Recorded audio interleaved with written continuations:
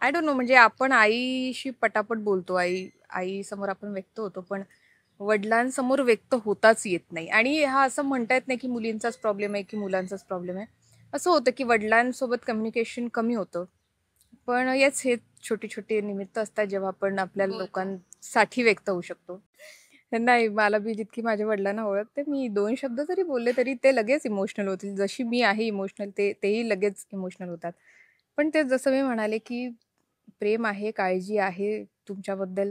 आणि नमस्कार मंडळी, मी श्रावणी विलास लकेश्री तुमचं मराठी मनोरंजन विश्वमध्ये स्वागत करते. मी आता ना प्रतीक्षा ताई सोबत आहे आणि आता आमचं निमित्त आहे, गेल्या वेळी आम्ही मदर्स डे साठी भेटलेलो, आता फादर्स डे साठी. कशी आहेस? मस्त मस्त. तू कशी आहे? मस्त. फादर्स डे येतोय आणि आता नुकतं आलंय, 2 दिवसावर आहे. सो तुला आता आठवण येत असेल ना बाबांची? हो हो, म्हणजे काय, रोजच येते आठवण. लांब राहतो मी बरीच, पण असं काही कारण असलं की जास्त आठवण येते. हो ना. मग आता त्यांच्यासाठी काही सरप्राईज प्लॅन केलंयस की नाही, की काही गिफ्ट असं तू देणार आहेस? नाही, ऍक्च्युली पप्पांसाठी असं सरप्राईज प्लॅन नाही केलंय. पण बघू. म्हणजे माझी बहीण जाणार आहे काही दिवसात तिकडे, सो तिच्याकडून तिच्या हाताने मी काहीतरी पाठवेन त्यांना. येस. तुझं पहिलं गिफ्ट काय दिलं होतंस बाबांना? बाबांना पहिलं गिफ्ट, हा हा त्यांना पप्पांना सतत असं केस हे करायची सवय होती. सो खूप लहानपणी, मी आय थिंक दुसरी तिसरीत वगैरे असेल, त्यांना तो एक पॉकेट कोंब असतो ना, हा, छोटूसा. तो मी पहिल्यांदा पप्पांना दिला होता. वा. विचार करून दिलेलंस की हो, काय हो, द्यायचं, तर पॉकेट कोंब. पण बाबांसाठी जर काही म्हणायचं असेल किंवा असं व्यक्त करायचं असेल तुझं प्रेम बाबांप्रतीचं आणि आठवण येते, तर काय करशील आता? आय डोंट नो, म्हणजे आपण आईशी पटापट बोलतो, आई समोर आपण व्यक्त होतो, पण वडिलांसमोर व्यक्त होताच येत नाही. आणि हा असं म्हणता येत नाही की मुलींचाच प्रॉब्लेम आहे की मुलांचाच प्रॉब्लेम आहे. असं होतं की वडिलांसोबत कम्युनिकेशन कमी होतं. पण येस, हे छोटी छोटी निमित्त असतात जेव्हा आपण आपल्या लोकांसाठी व्यक्त होऊ शकतो. सो मी फार बोलत नाही पप्पा, पण मला खरंच खूप आठवण येते तुमची, जेन्युअनली आठवण येते. आणि आहे, प्रेम आहेच, यात काही वादच नाही. पण आय डोंट नो, समहाव ते व्यक्त करता येत नाही. पण yes, I love you and happy father's day. खरंच नाही व्यक्त करता येत ना, म्हणजे काय बोलायचं सुचत नाही. एक्झॅक्टली. पण जेव्हा असं असतं ना की आईकडे परमिशन मागायला गेले की बाबांकडे जा, बाबा म्हणतात की आईकडे जा, असं कधी झालं? तू काय करतेस? नाही, अशी खरं सिच्युएशन आलीच नाही माझ्यावर. कारण हे कधी होतं, मोस्टली शाळेची सहल गेली आहे किंवा काही. सो नाही, आम्ही कायम फॅमिली ट्रिप जास्त केल्या, त्यामुळे असा प्रसंग माझ्यावर फार आला नाहीये. बापरे! नाहीतर हेच होतं माझ्यासोबत, हे नेहमी होतं की जा तिकडे जा, हे म्हणतात तिकडे जा, मधल्या मध्ये अडकते, म्हणतात मी जातच नाही, त्याच्या प्लॅनच कॅन्सल करते. पण एक मोमेंट असतो की आपल्याला ना परमिशनच्या ऐवजी एक सपोर्ट लागतो, जो दोन्हीकडून मिळतो. पण एक असतं की नाही, आता बाबांची खरंच गरज आहे. ते असं कधी झालंय का? खूपदा खूपदा असं होतं की वडील आपल्यासोबत असणं ही खूप मोठी गोष्ट आहे. आणि सो बरेच, हे बघ अगं, समाजात अशा गोष्टी घडतात ना की एखाद्या व्यक्तीला वडील नाहीये, ही गोष्ट लोक गैरफायदा ह्या दृष्टीने घेतात. सो आपल्या घरात एक पुरुष असणं ही पाठिंब्याचीच गोष्ट आहे. खूपदा असं होतं की एखादा मोठा डिसिजन आहे घरातला, आईबद्दल, बहिणीबद्दल, स्वतःबद्दल, तर त्यावेळेस त्यांच्या पाठिंब्याची, ते कधी कधी बोलतायत, त्यांचं मत महत्वाचं नसतं, पण त्यांचा पाठिंबा महत्वाचा असतो. सो असे बरेच सिच्युएशन्स येतात, एक असं सांगताच येत नाही. मी या क्षेत्रात येणं ही ही माझ्यासाठी खूप मोठी, माझ्यासाठी टर्निंग पॉईंट होता, आणि तेव्हा त्यांच्या पाठिंब्याशिवाय शक्यच झालं नसतं.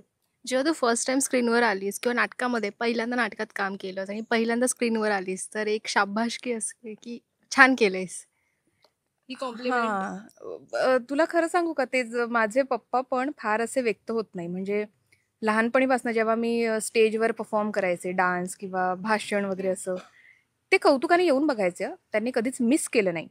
पण त्यानंतर आल्यावर छान केलंस किंवा हे असं नाही की हां, गुड, पण अभ्यास सांभाळ. हे इम्पॉर्टंट हां, होतं. असं. असं खूप की अरे वाह, वाह, वाह, वाह! किती छान, छान, छान. ह्या झोनला कधीच गेलो कधीच नाही. नाही. नाही, नाही, कधीच नाही. पण आता जर ते काही म्हणाले आणि तू एक इमोशनल मोमेंट आला आणि त्यांनी तुला कॉम्प्लिमेंट दिलं, तर तुझे काय असेल की बापरे, इतक्या वर्षांनी कॉम्प्लिमेंट नाही मिळाली आणि आता मिळाली? अरे, म्हणजे खूप खूप मोठी गोष्ट असेल माझ्यासाठी ही. तुला सांगते ना, अजूनही ते मालिकेचा एकही एपिसोड सोडत नाही. एकही एपिसोड असा नाहीये की त्यांनी बघितला नसेल. बरं, रात्री 10:30 वाजता बघितल्यानंतर परत ते दुपारी बघतातच. वा. हो, हो, हो. न चुकता ते बघतात. आणि सो त्यामुळे असं नाही की त्यांना कौतुक नाही, पण ते एक असतं ना, प्रत्येकाचा एक स्वभाव असतो. सो नाही ते व्यक्त होत, आणि जर ते व्यक्त झाले तर मला आनंदच होईल, त्या पलीकडे काय. आता जर ते मुंबईत आले तर तुम्ही ट्रिप प्लॅन करायचं म्हटलं तर तू कुठे जाल? I don't know. ते जिथे म्हणतील तिथे, त्यांना जिथे जायचंय तिथे मी त्यांना घेऊन जाईन. पण तुझं एखादं डेस्टिनेशन की फक्त फादर आणि डॉटर एकत्र जायचं? बापरे, मी हा कधी विचार नाही केलाय. आता सिरियसली जर मी हा कधी केलास तर? विचार केला नाहीये. नाही, अगेन मी त्यांनाच विचारेन की त्यांनी कधी कधी काही त्यांची काही बकेट लिस्ट होती का, की त्यांना कुठे जायचंय किंवा त्यांना काय हवंय, त्यांना काय खायचंय. मी त्यांना विचारेन, आणि जर त्यांची एक बकेट लिस्ट कळली की ती पूर्ण करेन. वाव. कारण आई वडीलला सांगतच नाही की त्यांना काय हवंय किंवा त्यांना काय नकोय. ओके, तुम्हाला पाहिजे आपण करूया, हे खूपदा असं होतं. आणि बाबांचं तर होतच होतं की ते सांगतच नाहीत. इतके वर्ष ते आपल्यासाठी. एक आता मला पटकन एक प्रसंग आठवला की मी असं बोलली होती बोलता बोलता की मला ही गोष्ट हवी आहे, पण मी फोनवर बोलली होती दुसऱ्या व्यक्तीला. ती पप्पांनी ऐकली आणि ती 2 दिवसांनी ती मला आणून दिली.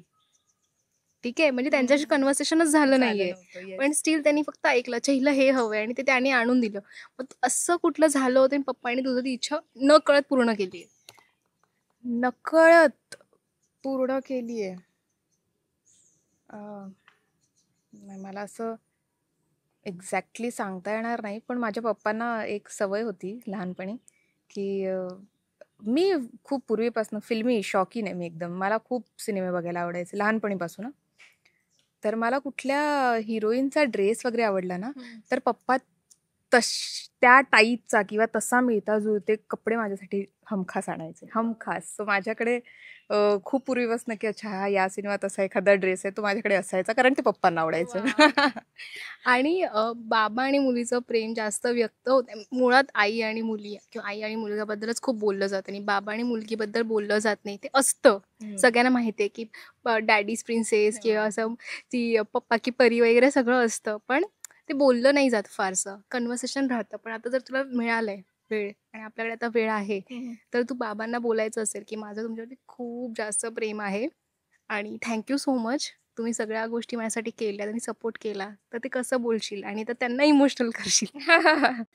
नाही, मला मी जितकी माझ्या वडिलांना ओळखते, मी 2 शब्द जरी बोलले तरी ते लगेच इमोशनल होतील. जशी मी आहे इमोशनल, तेही लगेच इमोशनल होतात.